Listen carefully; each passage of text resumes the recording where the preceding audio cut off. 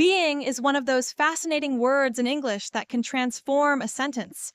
It's not just a verb, it's a state of existence. For instance, when I say, I am happy, the word am is a form of being, linking my identity to my emotions.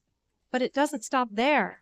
We also use being as a noun, like in being kind. Here, it captures the essence of kindness itself. Then there's the phrase being there, which conveys presence and support. It's about more than just physical space. It's emotional connection. And let's not forget about being in philosophical discussions. What does it mean to exist? In everyday conversation, we often use being to express our thoughts and feelings, making it a powerful tool for communication.